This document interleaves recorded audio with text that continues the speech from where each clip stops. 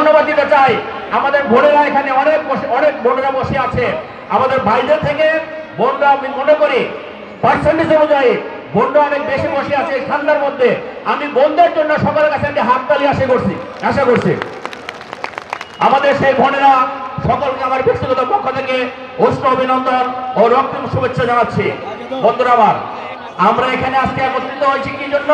সেটা হলো আমরা বৈষম্য বিরোধী আন্দোলন নামে সন্ত্রাস, চাঁদাবাজ, দখলবাজ, দুর্নীতিমুক্ত বাংলাদেশ গড়ার লক্ষ্যে আমরা যে আন্দোলন করেছি সেটা যাতে আর বাংলাদেশে না আসতে পারে। অর্থাৎ অতীতে যারা চাঁদাবাজি করেছে, অতীতে যারা দুর্নীতি করেছে, অতীতে যারা সন্ত্রাস করেছে, তারা যেন বাংলাদেশের মাটিতে আর কোনোদিন সে ধরনের কর্মকাণ্ড পরিচালনা করতে না পারে, সেই জন্য আমরা আগে থেকে সজাগ থেকে আমাদের ভারপ্রাপ্ত চেয়ারম্যান জনাব তারেক রহমানের নির্দেশে প্রতিটি পাড়ায় পাড়ায়, মহল্লায় মহল্লায়, থানায় থানায়, প্রতিটি এলাকায় আমাদের দলীয় নেতাকর্মীদের মাধ্যমে সেগুলো সজাগ পাহারা দেওয়ার ব্যবস্থার জন্য আমরা আজকে এখানে একত্রিত হয়েছি, আমরা কাজ করে যাচ্ছি।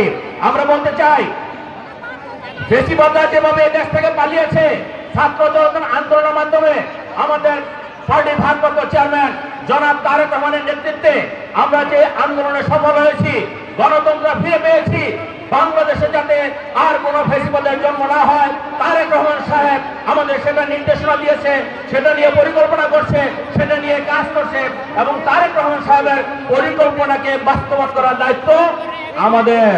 আমরা সকলে মিলে বিএনপি পরিবারের প্রতিটি কর্মী তারেক রহমান সাহেব যখন যেই দায়িত্ব দিবেন, যে আন্দোলনের কর্মসূচি দিবেন, সেটা আমরা বাস্তবায়ন করব। ঠিক না বন্ধুরা আমার? ঠিক তো? এটা যদি সেটা ঠিক হয়ে থাকে আমরা যে যেখানে আছি, যেভাবে আছি, ঐক্যবদ্ধভাবে কাজ করে যাব। গত 5ই আগস্ট যে বিজয় আমাদের হয়েছে, সেই বিজয় আমাদের ধরে রাখতে হবে। গত 5ই আগস্ট আমাদের যে রক্তের বিনিময়ে বিজয় হয়েছে, সেই রক্তের বদলা নিতে হবে।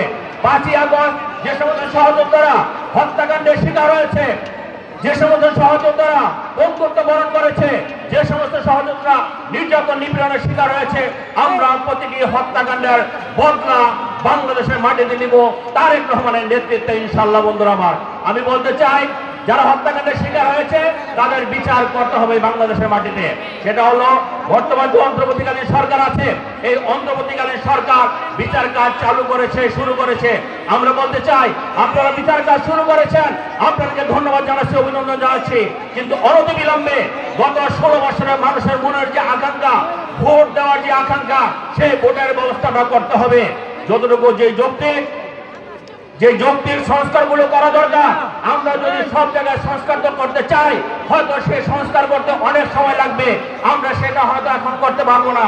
কিন্তু যতটুকু যৌক্তিক সংস্কার করা দরকার, নির্বাচনকালীন যেটুকু সংস্কার করা দরকার, সেই সংস্কার করে একটি ভোটের ব্যবস্থা করবেন।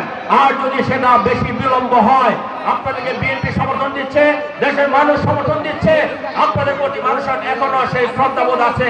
যদি বেশি বিলম্ব হয় তাহলে মানুষের কাছে একটা ভুল বার্তা যাবে, এই সরকার কি চায়। তারপরও সেই ভারতীয় ষড়যন্ত্র চলছে, ঘুষ ভারতের দালালরা এখনো বাংলাদেশে ষড়যন্ত্র করছে, খুনি হাসিনার প্রেতাত্মারা এখনো বাংলাদেশের মাটিতে আছে।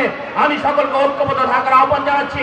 ওই খুনি হাসিনার প্রেতাত্মাদেরকে বাংলাদেশের মাটিতে কোনোভাবে রাজনীতি করার সুযোগ দেওয়া যাবে না।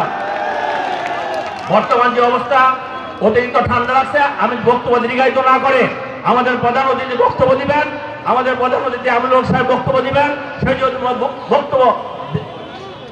সেই জন্য বক্তব্য দীর্ঘায়িত না করে সকলকে আমি আবার আহ্বান জানাবো, যখন যে কোনো ডাক আসবে তারেক রহমানের পক্ষ থেকে আমরা ঐক্যবদ্ধভাবে সেই ডাকে সাড়া দিয়ে, আমরা যেমন স্বৈরাচারকে পতন ঘটিয়েছি, আমরা ফ্যাসিবাদকে বাংলাদেশের মাটি থেকে বিদায় করেছি, আগামী দিনে একটি গণতান্ত্রিক বাংলাদেশ গড়ার লক্ষ্যে তারেক রহমানের সমস্ত কর্মসূচিকে আমরা বাস্তবায়ন করব।